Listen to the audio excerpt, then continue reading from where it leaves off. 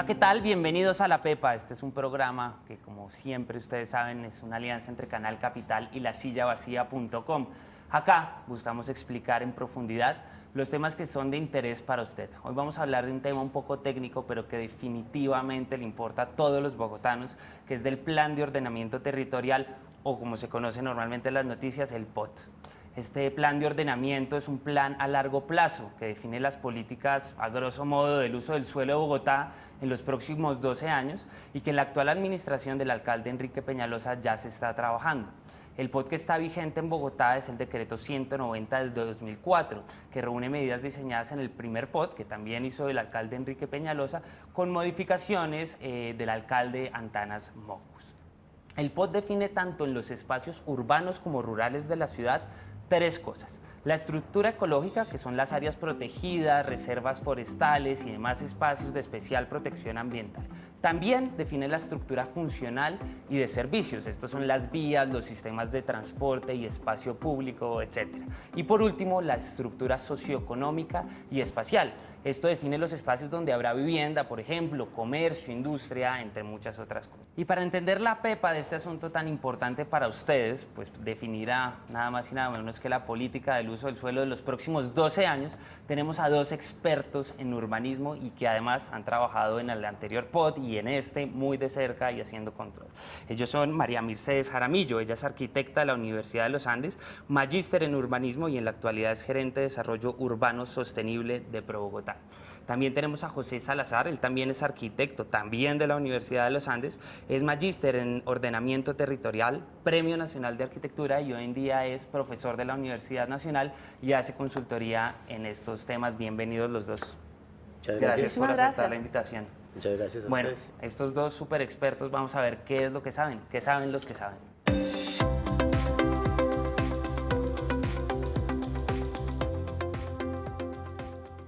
José, quiero empezar por usted. Usted trabajó en el primer POT, ya se viene este segundo, ha pasado mucho tiempo desde esa primera creación, muchos decretos, el POT del alcalde Petro que fue suspendido por el Consejo de Estado, es todo un tema que no solamente tiene que ver con el crecimiento, sino con una estructura jurídica que definirá esto por los próximos años. Pero usted ha estudiado muy bien el tema del crecimiento de la ciudad. ¿Qué cree que se viene en esta discusión para el POT? Bueno, pues sobre el crecimiento de la ciudad hay muchas cosas que decir, porque últimamente lo que se ha discutido es si Bogotá debe seguir creciendo sobre las tierras que están alrededor de Bogotá, que en este caso ya no son del municipio de Bogotá o del distrito especial, sino que son de los municipios cercanos, o si puede seguir creciendo hacia adentro en altura. Esa tal vez puede ser la principal discusión ahorita, Esa es ¿no? la discusión, digamos, que dio y que básicamente planteó la reforma al POT que planteó el alcalde Petro, lo que se llamó la MEPOT, modificación extraordinaria del POT, y era decir, Bogotá no debe seguir creciendo hacia afuera, sino que puede seguir creciendo hacia adentro, y puede, digamos, aumentar su densidad. En términos prácticos, ¿esto qué implica? O sea, si uno dijera va a crecer hacia adentro o va a expandirse, esto en síntesis, ¿qué implicaría? ¿Cuál es la diferencia? Pues es una diferencia bastante grande, digamos, porque si uno lograra que la ciudad no siguiera creciendo, no ocupando nuevas tierras, cosa que no pasa en general en el mundo, casi todas las ciudades del mundo siguen creciendo y ocupando nuevas tierras. Siendo Bogotá una ciudad muy densa, ¿o no? Y entonces, por eso, mientras tanto, pues entonces significaría, digamos, sustituir las casas y las pequeñas viviendas de 2 pisos o zonas, digamos, industriales de baja altura o zonas de poca densidad por edificios en altura o por mayores densidades. Lo que pasa en Bogotá es que Bogotá es una ciudad tremendamente densa ya, entonces pensar que uno la puede densificar más es algo bastante difícil. La densidad de Bogotá debe estar oscilando en los 200 habitantes por hectárea, ¿no? Eso, digamos, comparando con América Latina, ¿qué tanto es? Es la más alta de América Latina. La más o sea, alta. sin lugar a dudas, ustedes pueden tener ciudades como San Pablo o Sao Paulo, que uno la mira como esa ciudad que está llena de edificios en altura y todo ese tipo de cosas, y es una ciudad menos densa que Bogotá. Entonces la densidad de Bogotá, digamos, es una densidad muy complicada de manejar porque es una densidad muy alta en baja altura. Eso significa que la gente, digamos, tiene muy malas condiciones, de muy poco espacio libre, tanto público como privado, que la baja altura implica unos niveles altos de hacinamiento, de mucha gente que se agrupa, digamos, sobre todo en los barrios de la periferia y populares, lo que hace que la ciudad tenga unas ciertas características especiales. Entonces pensar que uno puede densificar así fácilmente la ciudad no es tan fácil.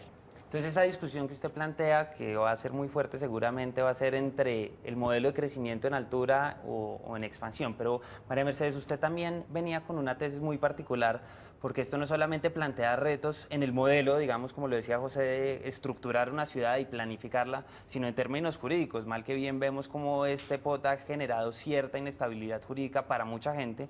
Mucha gente dice que es solo para los constructores, pero en verdad no, es para la ciudad. ¿Por qué no nos explica en qué consiste esta seguridad o inseguridad jurídica? Bueno, hay que entender que de todas maneras, o sea, si bien el POT es la traducción normativa de un proyecto de planeación de largo plazo de la ciudad, no deja de ser un instrumento, digamos, jurídico. Entonces, uno puede tener Es un decreto. Pues puede ser un acuerdo, es lo que, digamos, uno esperaría, ¿no? Un acuerdo del Consejo Distrital, después de un debate público, después de una argumentación, una sustentación. Desafortunadamente no hemos tenido un solo POT en Bogotá que se apruebe por acuerdo del Consejo Distrital. Todos han sido aprobados realmente por decreto, por razones varias, pero realmente lo que uno quiere es tener, digamos, el mayor sustento técnico posible para hacer un documento que sea lo suficientemente técnico, lo suficientemente verosímil y en todo caso muy estructurador del crecimiento de la ciudad, pero no deja de ser un documento jurídico. Entonces usted puede creer que la ciudad va a crecer en cierto sentido, puede intentar que sea de cierta manera o de otra, pero después hay otros factores, una serie de factores que tienen que ver con el mercado inmobiliario, que tienen que ver con la macroeconomía del país, con la capacidad de endeudamiento de las familias que van o no a poder comprar una vivienda. De modo que uno puede planear un montón de cosas, pero no necesariamente porque estén súper bien planeadas, la ciudad se va a dar como dice el papel. Una cosa es el papel y otra cosa es el hecho. Absolutamente. ¿Y de qué depende que se quede en el papel y de qué depende que pase al hecho? No, digamos que el papel debe ser lo suficientemente, digamos, estricto en alcanzar una definición de las reglas de uso común, de derecho común. Tiene que ser muy claro, tiene que ser entendible para todo el mundo, de modo que tanto el dueño de un predio como el constructor de un predio, como el curador urbano que va a licenciar la construcción de un predio, tengan clarísimo cuáles son las normas que rigen ese predio, que puede construir 5 o 6 pisos, que tiene que hacer un antejardín de tales características, que puede tener, bueno, no sé, algunas características como balcones o no sobre el espacio público. Esas cosas tienen que ser muy, muy claras, pero el POT debe ser un instrumento lo suficientemente flexible para que se puedan dar los grandes proyectos estratégicos de la ciudad. Es como medio una paradoja, ¿no? Tiene que ser claro, pero a la vez flexible para poder generar ese planteamiento del que hablaba José. Sí, digamos, yo creo que el POT tiene dos partes, digamos, o dos cosas que son muy importantes. Una cosa es esas normas que regulan, y al regular, pues entonces está regulando uno lo que uno puede hacer en sus predios. Por lo tanto, está de alguna manera interviniendo la propiedad privada, en buen sentido, ¿no? Sí, porque quiere decir, yo en mi propiedad privada, en mi lote, no puedo hacer lo que quiera. ¿Sí? Yo puedo hacer solamente lo que la norma del POT me permita. Entonces me permite hacer vivienda, me puede permitir hacer un comercio, me puede permitir hacer una industria, o me puede decir, no, usted está en una zona donde yo voy a hacer un parque y usted no puede hacer nada. Entonces, pues todo eso tiene unas implicaciones jurídicas muy fuertes que por lo tanto requieren una seguridad jurídica. Pero el POT tiene otra parte que digamos es la que nosotros le hemos hecho más énfasis, en la que hemos tratado, digamos, de avanzar más, y es que el POT es el POT que propone el futuro de la ciudad y por lo tanto orienta las inversiones públicas que se van a hacer en vías, en parques. No solamente el impacto meramente urbanístico, sino económico. Claro, pero además... Y no solamente de los constructores, de la persona que va a vender una tienda, del que no quiere que tenga al lado de su casa un bar, un prostíbulo, una zona de fiesta. Claro, y de la ciudad misma que tiene o no la capacidad financiera y administrativa para planear y ejecutar grandes obras que viabilizan, por ejemplo, el uso urbano del suelo de expansión urbana, ¿no? Entonces uno puede, por ejemplo, hoy Bogotá tiene más o menos 2.000 hectáreas disponibles de expansión urbana. desde hace 15 años. ¿Eso Desde, qué tanto desde es? Eso es mucho o poco para que la gente que no sabe cuánto es una pues, hectárea, que digamos, está en su casa pueda entender. Ciudad Salitre se desarrolló durante 30 años más o menos, lleva 30 años desarrollándose en 250 hectáreas. ¿Sí? Y usted habla de 2000.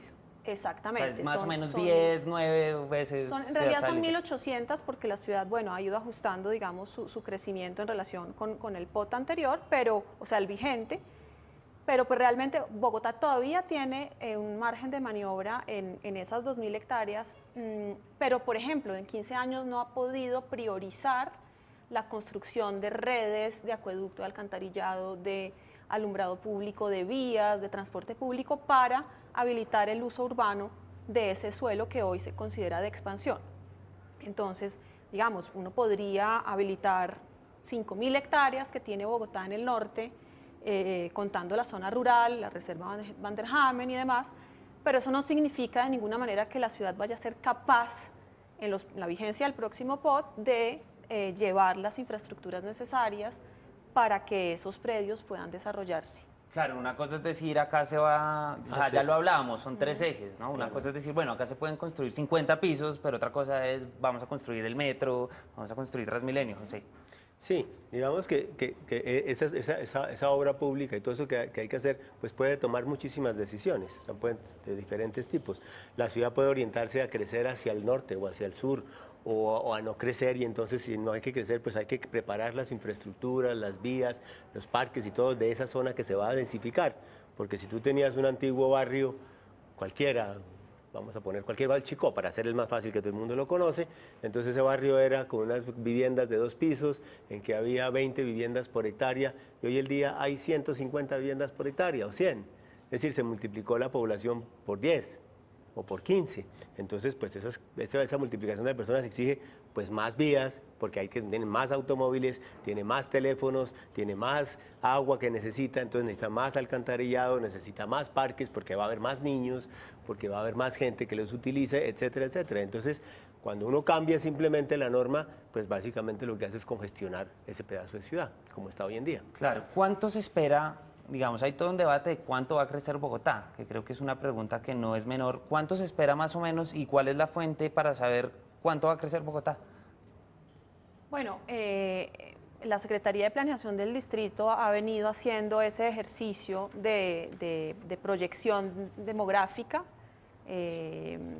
y bueno, corresponde en realidad a la Secretaría de Planeación establecer esas proyecciones para en un momento dado escoger un escenario de crecimiento plausible y en función de ese escenario proyectar, digamos, lo que van a ser las zonas de expansión, las posibilidades, digamos, en materia de edificabilidad para saber si son 20 pisos o 10 pisos o 2 pisos, o vivienda unifamiliar o vivienda multifamiliar.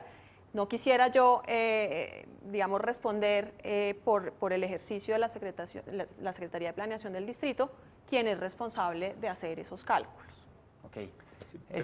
Un segundo, José. Este problema todo tiene que ver al final con la calidad de vida de los ciudadanos. ¿Por qué no vamos a la calle a ver qué pregunta la gente?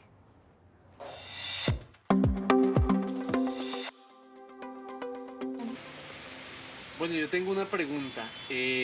¿Alguna vez un POT en la historia de Bogotá se ha ejecutado totalmente? Bueno, ese ciudadano se referirá seguramente al POT que ha habido. Pues si bien ha habido modificaciones, es uno. José, usted estuvo en ese primer POT. ¿Qué tanto se ha cumplido de ese POT?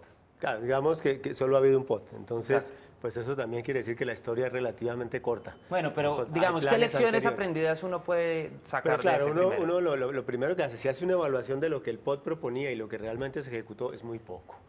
Es muy poco, es decir, yo no sé, ahí en la planeación distrital ha hecho algunos estudios y dicen que el 15, que el Si 20. uno tuviera que hablar de porcentaje, exacto. Claro, pero es que fíjate, ¿qué quiere decir que el POT se ejecutó completamente? Porque como el POT tiene una parte que son normas, quiere decir que eso depende del sector privado, no depende de la administración. Entonces, pues es decir, ¿cuántas viviendas se construyeron? ¿Cuántas oficinas se construyeron? Bueno, no sé, el sector privado, pues, de acuerdo a las dinámicas del mercado, ya que en esta época hay mejores, pues puede cumplir eso. En lo que es obra pública, digamos, pues ha habido muchísimas cosas y cambios. Por ejemplo, en la época en que hicimos el POT, no estaba claro si iba a ir un metro o no iba a ir un metro.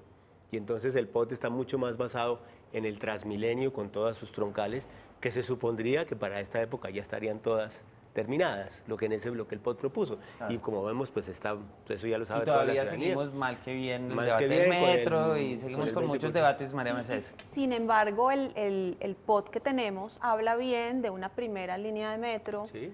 de más de 20 kilómetros, tiene un trazado O sea, estamos propuesto. ejecutando, ni siquiera, estamos O todavía... sea, no lo hicimos. Habla de trenes de cercanía, que si mal no recuerdo, son 3 redes posibles de trenes de cercanías que están En la mencionadas en modificación el del O POT. sea, ¿ustedes creen que este POD un poco va a ser el replanteamiento de ese primero o debería plantearse ya una visión, no 12 años, sino 50, que plantee trenes de cercanía, metros, autopistas urbanas, José?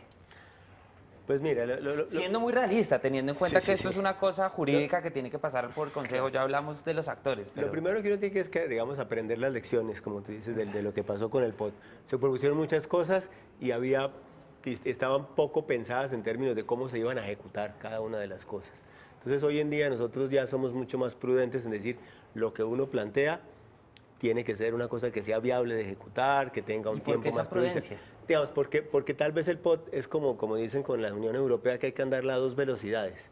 Son como 2 cosas distintas. Una ¿La de cosa, los sueños y las Claro, instituciones? Porque ¿o? de todas maneras tú tienes que planear a 30 y a 50 y a 60 años, como están haciendo todas las ciudades. Hoy en día las ciudades se plantean, no sé, Estocolmo 2040 y ¿qué otra ciudad? No sé, Nueva York está pensando en los próximos 50 años. París hizo un concurso sobre las 20 ideas para transformar París en los próximos 50 años. O sea, las ciudades piensan a lo largo y eso anima, eso ayuda, eso orienta, eso permite hacer discusiones, eso permite que la Mal que ciudadanía bien en permite su superar conjunto... las mismas administraciones y los mismos Claro. consejos. Y yo quisiera entrar en eso, María Mercedes, en específico. Este POT no depende, pues como está pensado, de un decreto. Este POT tendrá que pasar por consultas con la ciudadanía muy fuertes, ya están de hecho en eso, unas consultas, digamos, técnicas muy fuertes y después viene el Consejo, que al final es una pugna política y no nos digamos mentiras, hay muchísimos intereses. ¿Qué actores están ahí y qué intereses están en juego? Bueno, pues todos los intereses que tienen que ver con el crecimiento de la ciudad, o sea, están en juego los intereses de los ciudadanos que quisiéramos tener, por supuesto, una ciudad más amigable, mucho mejor habitable, con menos contaminación, con más árboles, con más parques, donde pudiéramos circular más fácilmente. Pero también están en juego, digamos, millones y millones de pesos en posibilidad de negocios de construcción. En fin, eso es digamos, bastante evidente. Pero digamos, lo que yo quisiera resaltar de esto es que el POT, que está hecho para 12 años, esa es la vigencia del POT. 12 años en la vida de una ciudad no es nada, pero en la vida, digamos, de los mandatos políticos, pues es un plazo relativamente largo, ya Son que 3 son alcaldías. por lo menos 3 alcaldías. Entonces, la teoría, digamos, de la ley 388 dice que el POT debe tener un componente estructural, que es el componente general del POT, es un componente de largo plazo que tiene... Sí, es como esa visión, que es ese sueño. Sí, pero además que recoge eso, sí, esas cosas en las que uno quisiera ver continuidad mucho más allá de Un hecho, ejemplo. por ejemplo, la preservación de la estructura ecológica, de todos los sistemas, digamos, biológicos, hídricos, sí. etcétera. Que es un punto clave, que me Es un gustaría que punto hiciera clave, énfasis, porque ¿no? mal que bien todo este debate de la Van der Hamen no es tanto por la Van der Hamen, es porque cada vez la preocupación ambiental es más grande, ¿no, José? Claro, claro, digamos que cada vez hay más, ¿cómo se diría? Más zonas ambientales identificadas, cada vez tenemos más restricciones. Y los urbanistas, por otro lado, tenemos cada vez más dificultad para decir dónde ponemos la gente. Cuando te están llegando a Bogotá, yo qué sé cuántos estarán llegando ahora, pero pues normalmente en mi época, sea en el año 2000... En el 2000, ¿cuántas llegaban? Llegaban 50.000 personas al año. 50.000 personas al año, mal contadas, son 10.000, 12.000 viviendas, ¿sí? Que es más que Ciudad Salitre, ¿sí? Cada año. Y entonces tú dices, bueno, ¿dónde voy a localizar esas personas?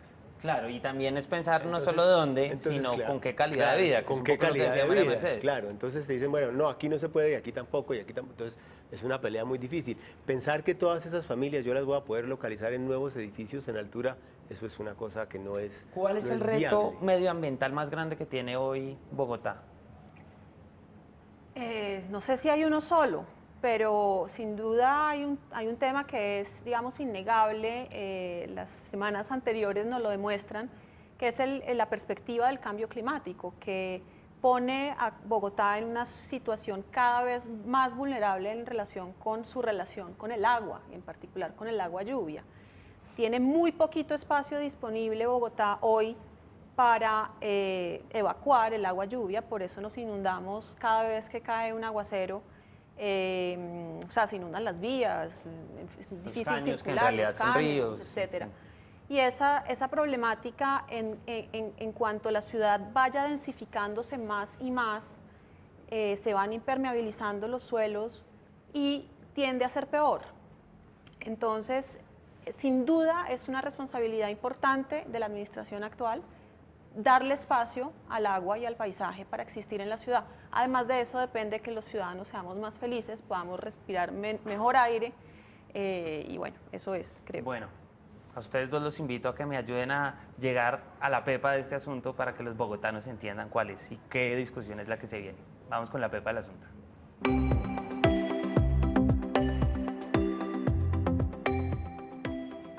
José, viene una discusión fuertísima. ¿Cuál es la pepa de esa discusión? No, la pepa de la discusión para mí es que, es que digamos, hay demasiados elementos que tiene que tener un POT. Son muchísimos, o sea, que el crecimiento es en altura. Sí, es que hablamos, si el de crecimiento es así, crecimiento, de calidad de vida, de pues, medio ambiente, de ambiental, sostenibilidad, y de eso organización que no económica. hablamos de productividad, que tendríamos que es fundamental, porque si no la ciudad con qué se va a sostener. Finalmente todo responde a eso. Pues claro, finalmente necesitas que una ciudad sea productiva, que la gente pueda llegar rápido a su trabajo, que los trabajos funcionen, que las mercancías puedan entrar y salir rápidamente de la ciudad y llegar a sus destinos, porque si no la ciudad no va a poder producir o va a producir muy costoso y vas a perder mercado y vas a perder, digamos, capacidad. Entonces son muchísimas cosas las que están allí. Y entre otras, pues digamos, por ejemplo,